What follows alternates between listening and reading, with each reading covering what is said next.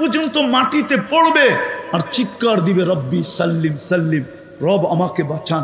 জিবরিল পর্যন্ত মাটিতে হাঁটু গেরা বসা পড়বে দোজগের অবস্থা দেখা আর চিৎকার দিবে রব্বি সাল্লিম সাল্লিম। ওই দিন আল্লাহ এরকম নারাজ হবে, অতীতে কখনো হন না আর ভবিষ্যতে কখনো হবে না। নবীরা পর্যন্ত নাফসি নাফসি বলতে থাকবে, কেউ না স্ত্রীকে চাবে না সন্তানকে চাবে। আল্লাহর রসুল এক জায়গায় রেওয়ায়াত করছেন যে আমি দেখতেছি ওই দৃশ্য যে মুসা আলাইহিস সালামের মতো নবী আরশের খুঁটি ধরে চিৎকার দিতেছে আর বলতেছে রব্বি লা। আল্লাহর রসুল বলতেছে আমি দেখতেছি আন্না মুসা মুতালাফফিফুন বিউমুদিল আরশি ওয়া ইয়াকুলু রব্বি লা আসআলুকা উম্মি ওয়া লা আসআলুকা উখতি। ওনার একজনই বোন ছিলেন, বোনকে চাই না, মাকে চাই না। আসআলুকা নাফসি নাফসি নাফসি, আমাকে বাঁচান।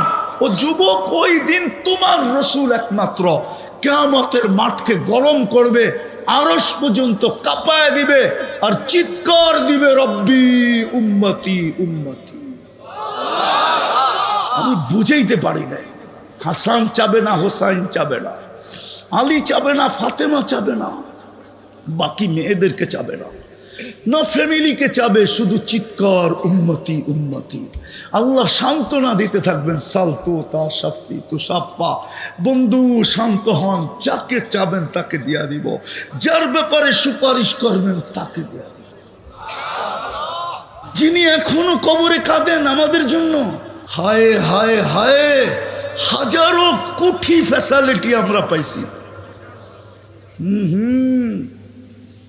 এই উম্মত মুহাম্মদুর রাসূলুল্লাহর কারণে। ওই রসুল যিনি আমাদের জন্য চুলা জ্বলে নাই মাসের পর মাস, যিনি বৈশা নামাজ পড়তেছেন আমাদের জন্য। আবু হুরায়রা জিজ্ঞাসা করছেন রাদিয়াল্লাহু তাআলা আনহু, বৈশা কেন? বলছে আল জু, ক্ষুধার কারণে দাঁড়াইতে পারতেছে। যিনি 23 বছর চোখের পানি বন্ধ হইতে দেন না, আজকে আল্লাহ করুক যুবক তোর দিলে বসো আমার কথা, 23 বছর চোখের পানি বন্ধ হইতে দেন নাই। জিবরিল মিকাইল জিজ্ঞাসা করছে মা জালা আরাকা তাবকি, যখনই দেখি চোখে পানি কেন? বলছে জিবরিল মিকাইল উম্মতের জন্য চোখের পানি বন্ধ হয় না। ওই রাসূল যে আরশে যে আমাদেরকে বলেন নাই, আমরা আত্তাহিয়াতের ভিতরে পড়ি ওয়ালা ইবাদিল্লাহিস সালিহিন। আল্লাহ তো বন্ধুকে সালাম দিছিলেন, বন্ধু প্রথমে আল্লাহর কাছে তোহফা পেশ করছিলেন, উপটকন পেশ করছিলেন, আত্তাহিয়াতু লিল্লাহি ওয়াসসালাওয়াতু ওয়াত-তাইয়্যিবাতু। তারপরেই তো আল্লাহ খুশি হয়ে বসে আসসালামু আলাইকা আইয়ুহান নবী ওয়া রাহমাতুল্লাহি ওয়া বারাকাতু। আল্লাহ তো বন্ধুকে সালাম দিছিলেন, আমাদেরকে তো দেন নাই। বন্ধু তো চিৎকার দিয়ে উঠছে আমাকে সালাম উম্মত। আরো সে যে যিনি উম্মত বলেন নাই। আগের দিকে যাওয়া যাবে না, সময় কম।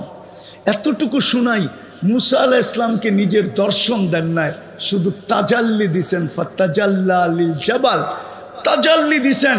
40 দিন বেহুশের মতো ছিলেন মুসা আলাইহিস সালাম। আর আল্লাহর রসুল তো নৈকট্য লাভ করতে করতে করতে করতে করতে কাবা কাউসাইনি আও আদনা সুম্মা দানা ফাতাদাল্লা ফাআওহা ইলা আবদিহি মা আওহা, এরকম কাছে চলে গেছেন, এরকম নৈকট্য লাভ করছেন যেখানে নূরের জগৎ, কোনো পর্দা নাই। ওইখানে যাওয়ার পরে তো হায় হায় হুশি হারায় ফেলার কথা ছিল। জিবরিলই তো বললেন যিনি নূরীদের সর্দার, নূরের তৈরি ফেরেশতা। জিবরিল আলাইহিস সালাম চিফ অফ স্টাফ, ফেরেশতাদের সর্দার। উনি তো সঙ্গ ছেড়া দিলেন সিদরাতুল মুনতাহায় যায়। জিজ্ঞেস করলেন আগে যাবেন না? অনুমতি নাই, শরীরে ফিটনেসও নেই। মনে হুজুরে ফিটনেস বোঝে নাই, শরীরে শক্তি নাই, আগে কারো যাওয়ার অনুমতি নাই। একজনের আছে, উনি আপনি। হায় হায়, ওই রসুল আরো সে বলে নাই, যিনি দুনিয়ার থেকে যাওয়ার সময় কাঁদতে কাঁদতে যান।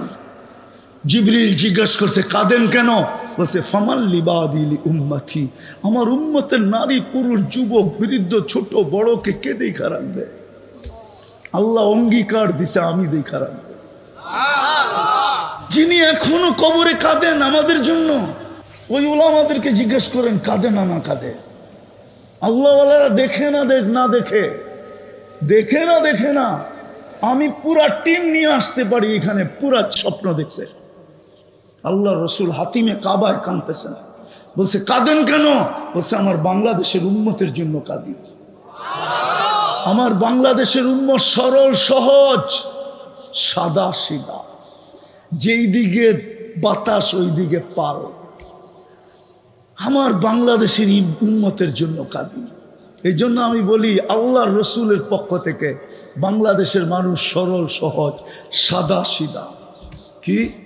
হ্যাঁ, নাইলে বিদেশি ইম্পোর্টেড কাদিয়ানি বাংলাদেশে কেমনে আইসা জায়গা গাড়ে? কাদিয়ানি তো ইম্পোর্টেড। আমাদের দেশে? কোন দেশে? ভারতের, ইন্ডিয়ার। তাও কোন প্রদেশের? হায় হায় হায়, পাঞ্জাব প্রদেশের কাদিয়ান। ওইখানের এখানে এইসব পাঞ্জাবের কি করা?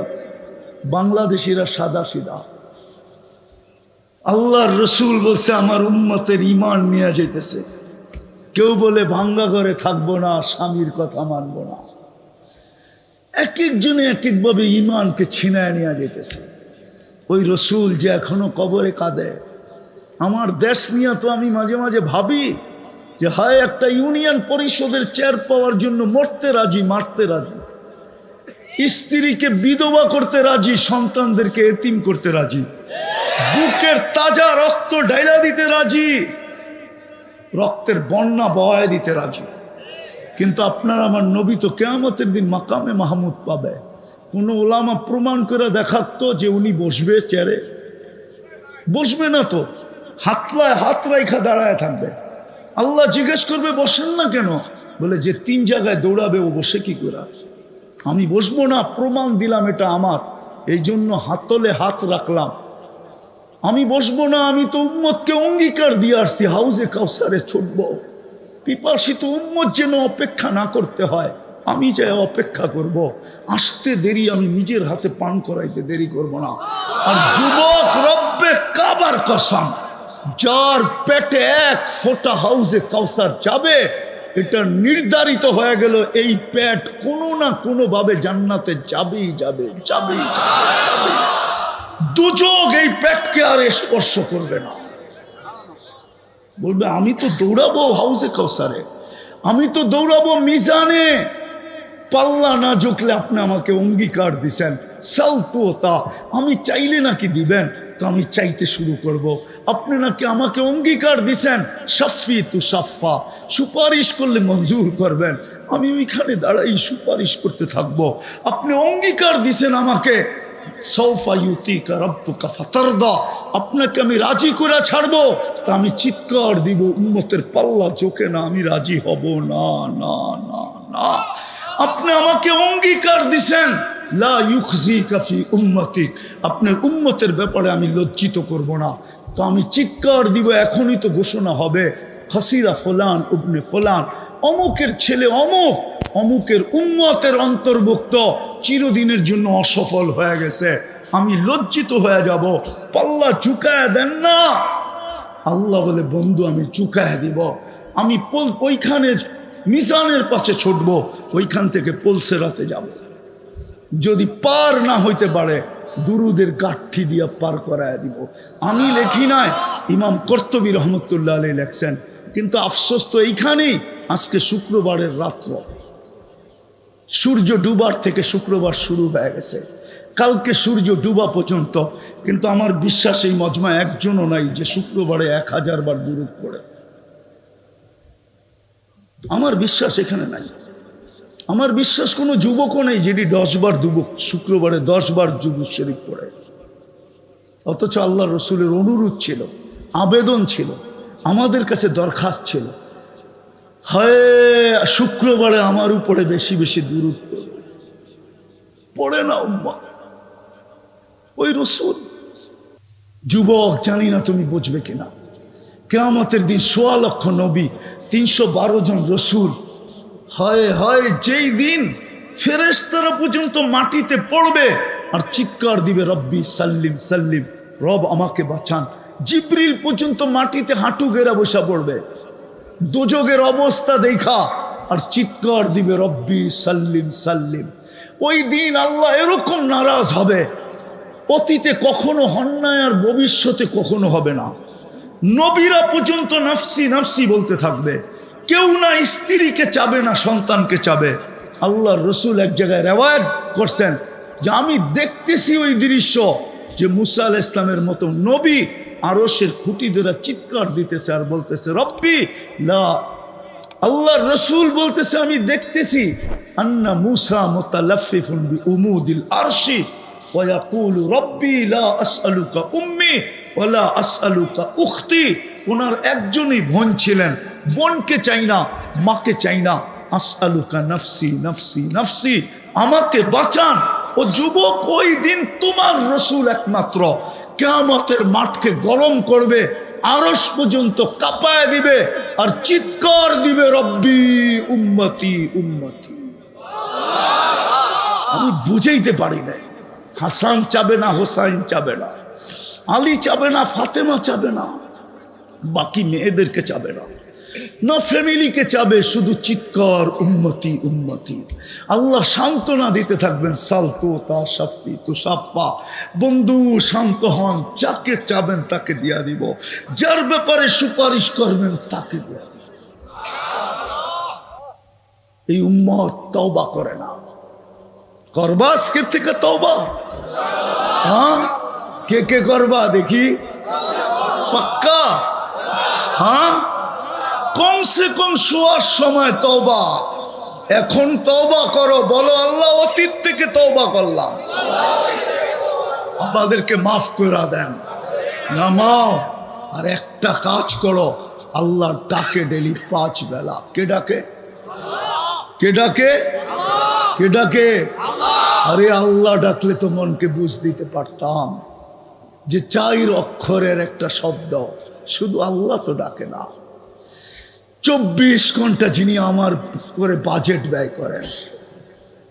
হয় আসলিয়ার মানুষ, যদি পানির দামে অক্সিজেন কিনতে হতো, পানির দামে, এইখানে ফ্যাক্টরি একটা চুপড়ি পর্যন্ত হতো না। চুপড়ি ডেলি 16,500 টাকা পার হেড বিল দিতে হতো, মাসে 4,95,000 টাকা বিল দিতে হতো যদি পানির দামে অক্সিজেন কিনতে হতো।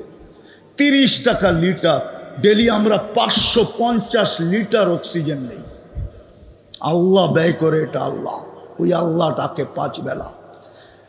ওই আল্লাহ ডাকে, শুধু আল্লাহ ডাকে না, রহমান ডাকে, রহিম ডাকে, মালিক ডাকে, কুদ্দুস ডাকে, সালাম ডাকে, মুমিন ডাকে, মুহাইমিন ডাকে, আজিজ ডাকে, জব্বার ডাকে, মুতাকাব্বিরুল খালিকুল বারিউল মুসাব্বিরুল গফফারুল কহ্হারুল ওয়াহ্হাবুর রাজ্জাকুল ফাত্তাহুল আলিমুল কাবিদুল বাসিতুল খাফিদুর রাফিউল মুইজ্জুল মুযিল্লুস সামিউল বাসিরুল হাকামুল আদলুল লতীফুল খবীরুল হালিমুল আযীমুল গফুরুশ শাকুরুল আলিয়ুল কবীরুল হাফিজুল মুকিতুল হাসিবুল জলিলুল করিমুর রকিবুল মুজিবুল ওয়াসি আল হাকিমুল ওয়াদুদুল মজিদুল বাঈসুশ শহীদুল হকুল ওয়াকিলুল কবিয়ুল মতিনুল ওয়ালিয়ুল হামিদুল মুসি আল মুবদি আল মুঈদ আল মুহয়ি আল মুমিত আল হাইয়্যু আল কাইয়্যুম আল ওয়াজিদ আল মাজিদ আল ওয়াহিদ আল আহাদ আল সামাদ আল কাদির আল মুক্তাদির আল মুকদ্দম আল মুআক্খার আল আউয়াল ওয়াল আখির আল যাহির ওয়াল বাতিন আল ওয়ালি আল মুতাওয়ালি আল বাররু তাওয়াব আল মুনতাকিম العفو الرؤوف مالك الملك ذا الجلال والإكرام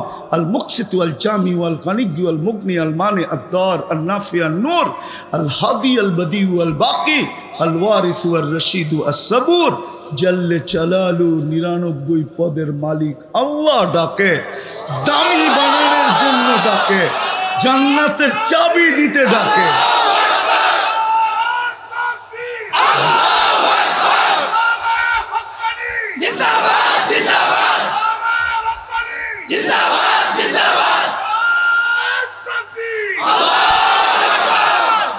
জান্নাতের মালিক বানানোর জন্য ডাকে। তোমাকে আমাকে দামি বানানোর জন্য ডাকে। হ্যাঁ হ্যাঁ, ওলামা মানবে কিনা আমি জানি না। এই উম্মত দোজখে যাবে আমি মানি, কিন্তু হাতকড়ি থাকবে না, পায়ে বেড়ি থাকবে না, গলায় ছিকল থাকবে না, চেহারা চকচকে থাকবে।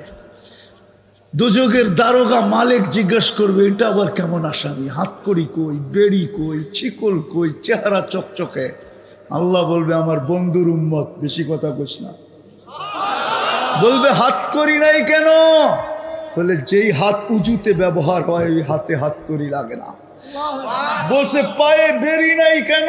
বলে যেই পাও আমার ঘরের দিকে হাঁটে ওই পায়ে বেড়ি লাগে না। বলছে গলায় ছিকল নাই কেন, চেহারা ঝকঝকে কেন? বলছে মালিক যেই কপাল আমার কুদরতি পায়ে লাগে ওই চেহারা কোনোদিন কালো হয় না, ওই গলায় কোনোদিন ছিকল লাগে না। 3 জায়গায় আগুন দিবে না, হাতে পায়ে চেহারায়, বাকি শরীরে লাগায় দাও। ও যুবক, উম্মতে মুহাম্মদী হওয়ার কারণে চলো আজকের থেকে অঙ্গীকার করি, তওবা তো ডেলি করবই, আজকের থেকে নামাজ ছাড়বো না। পাক্কা? হ্যাঁ, ওয়াদা? নামাও। যদি উম্মত আজও 5 ওয়াক্ত নামাজ পড়তো তাহলে উম্মতের এই দুর্দশা হতো না। ফিলিস্তিনের যুদ্ধ আমার যুগ বিয়োগে মিলে না, হুজুরদের মিলতে পারে, দুনিয়ার সবার মিলতে পারে, আমার মিলে না। আমি যুগ বিয়োগ মিলাইতেই পারি না। পারবো কোত্থেকা? আমি 15 বছর আগে 2 চোখে 2010-এ আমি চিনি ইব্রাহিম আলাইহিস সালাম কোথায় ঘুমায়, আমি চিনি মুসা আলাইহিস সালাম কোথায় ঘুমায়, আমি চিনি ওনার শ্বশুর সোহাইব আলাইহিস সালাম কোথায় ঘুমায়, আমি চিনি ওনার শিষ্য ইউসা বিন নুন কোথায় ঘুমায়, আমি চিনি 70,000, আরে আমি চিনি 70 জন নবীর কবর কোথায় কোথায় চিহ্নিত, আমার এই 2 চোখে দেখা আছে। আমি চিনি 45,000 সাহাবা কোথায় ঘুমায়, ফিলিস্তিন 45,000 সাহাবার কবর। আমি চিনি আমি চিনি জাফর ইবনে আবু তালেব কোথায় ঘুমায়, আমি চিনি যায়েদ ইবনে হারেসা কোথায় ঘুমায়, আমি চিনি আব্দুল্লাহ ইবনে রওয়াহা কোথায় ঘুমায়, আমি চিনি 1.25 লক্ষ নবীদের সম্মেলন মেরাজের রাত্রে সশরীরে কোথায় হয়েছে, কোথায় ছিল, আমি ওটা চিনি। আমি মুসলমানের প্রথম কেবলা চিনি। আমি অহংকার করে বলতেছি না, আমি চিনি আইয়ুব আলাইহিস সালাম দুপুরে কোথায় ঘুমাইতেন, আমিও যে ঘুমায় গেছিলাম। আমি দেখতে গেছিলাম যে ওইখানে এখনো তাসির বাকি আছে কিনা, ক্রিয়া বাকি আছে কিনা। উনি যেই পাহাড়ের চূড়ায় ঘুমাইতেন, বাইতুল মুকাদ্দাস ছুঁয়া দক্ষিণা বাতাস এই পাহাড়ের উপরে আসতো। এখন অবশ্য একটা ছোট মসজিদ হয়ে গেছে। আমি ওইখানে উঠছিলাম যে দেখতে এখনো আছে কিনা। সবাইকে বলছিলাম নিচে থাকো, আমি উপর থেকে দেখা নামতেছি। আমি ওইখানে যে ঘুমায় গেছি। তারপরে নিচের থেকে মানুষ যে আমাকে বলছে তুমি ঘুমায় গেছো। আমি বললে এইটাই তো দেখতে আসছিলাম যে এখনো ঘুম আসে কিনা দুপুরে। আমি চিনি ওই জায়গা, আমার যোগ বিয়োগ মিলে না। কসম, যেখানে ইব্রাহিম আলাইহিস সালাম ঘুমায় ওইখানে বোম ফাটে কি করে? যেখানে মুসা আলাইহিস সালাম ঘুমায় ওইখানে বোম ফাটে কি করে? 70 জন নবীর কবর যেখানে বোম ফাটে কি করে?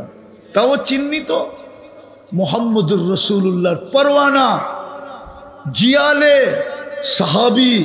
হায় হায় হায়, যারা মুহাম্মদুর রাসূলুল্লাহর কদমে জান লুটায়া দিয়েছেন, 45,000-এর কবর, ওইখানে বোম ফাটে কি করে? ফাটবে না তো ফাটবে না কেন? এই জন্যই তো যুগ বিয়োগ মিলে না। 5 বেলা আল্লাহ ডাকে, এই এলাকার 90% মানুষ নামাজ পড়ে না, 90% মানুষ মসজিদে আসে না। দুঃখ তো এটাই। আমি চিনি এই এলাকার বড় লোকরা একজনও এই এলাকায় বাস করে না, এই এলাকার ধনীরা কেউ এই এলাকায় বাস করে না।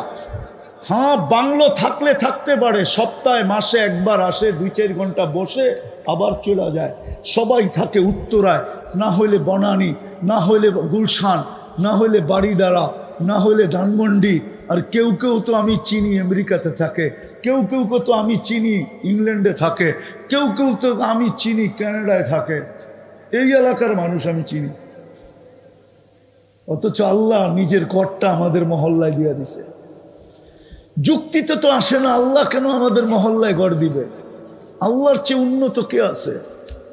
আরে বলেন না, আল্লাহর চেয়ে ধনী কে আছে?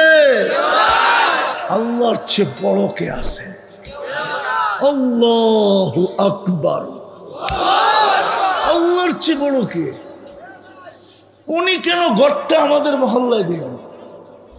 দিছিল তো আমি যেন 2 কদম দিয়ে দামি হইতে পারি, আমি যেন 2টা কদম দিয়েই জান্নাতের চাবিটা হাতে নিতে পারি, আমি যেন 2 কদম দিয়েই সার্টিফিকেটটা নিতে পারি। মানুষকে বলে দিছে আল্লাহ, যাকে বেশি বেশি মসজিদে আসতে দেখো তোমরা মরার আগেই সার্টিফিকেট দিয়া দাও, এটা ইমানদার। যাকে সকাল বিকাল মসজিদে আসতে দেখো ওকে তোমরা সার্টিফিকেট দিয়া দাও, কিয়ামতের দিন ওর চেয়ে বেশি আলোকিত কেউ হবে না। বাশশিরিল মাশাঈনা ফি যুলামি ইলাল মাসাজিদি বিন নূরি তাম ইয়াউমাল কিয়ামা। এই জন্যই তো ঘরটা গলি গলি দিছিলেন, নাইলে আমার যুক্তিতে তো আসে না। বাংলাদেশের গলিতে গলিতে মসজিদ কেন দিলেন? দুনিয়ায় যেখানেই মসজিদ বানাইতে চায় ওইখানেই কেন মসজিদ বানাইতে দিলেন? যুক্তিতে তো বলে না আল্লাহর মতো সত্তা, আল্লাহর মতো ভান্ডারওয়ালা। আমরা আর কি বললো?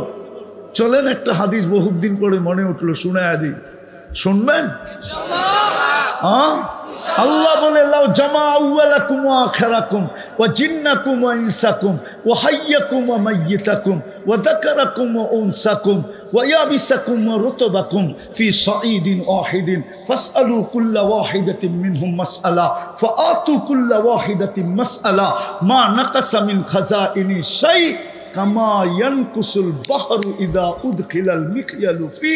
আল্লাহ বলে সমগ্র সৃষ্টি, তোমাদের জিন, তোমাদের ইনসান, তোমাদের নারী, তোমাদের পুরুষ, তোমাদের জীবিত, তোমাদের মৃত্যু, তোমাদের ছোট, তোমাদের বড়, তোমাদের শুকনা, তোমাদের বীজা, সমগ্র সৃষ্টি যদি কোনো ময়দানে জমা হয় আর আমার কাছে যদি চাইতে থাকে, আর আমি যদি সবার আশা অনুযায়ী সবাইকে দেই, তো আমার ভান্ডারে এতটুকু কমবে না। সমুদ্রে সুই ঢুকায়া বাহির করে নিয়ে আসলে সুইয়ের মাথায় লাইগা যতটুকু পানি সমুদ্রের থেকে আসবে আর সমুদ্রে কমবে, আমার ভান্ডারে এতটুকুও কমবে না। না, ওই আল্লাহ কেন ঘরটা দিবে এই মহল্লায়? কেন দিবে? আমরা কি আসলিয়া চিনি না? আমার তো মনে আছে আমি নৌকা দিয়ে আসছিলাম, আবার রাগ হয়ে যায় কিনা, 85-তে আমি জমিন কিনতে আসছিলাম। এই যে ওই পারের থেকে আমি নৌকা দিয়ে এই পারে আসছি, তখন পুরাটাই হাওর ছিল। আসলিয়ার যে রাস্তা এখন যেটা উড়ন্ত সেতু হইতেছে, পুরাটাই পানি ছিল। আমি আমার এক পরিচিত নিয়ে আসছিলাম, তোরে নৌকার থেকে ফালায়া চুবামু, এইখানে মানুষ জায়গা কিনে। তুই ঢাকা খিলগাঁও ফালায়া তুই আসছো তো এইখানে জায়গা কিনতে, এইখানে কেন আল্লাহ মসজিদ দিবে? আমি ইনসাল্ট করতেছি না, বুঝাইতে চাইতেছি। অঙ্গীকার করেন, এই জন্যই মুসলমানের দুরবস্থা। হায়, আপনি জানেন না আপনার কোন জায়গায় স্যাটেলাইট লাগানো আছে?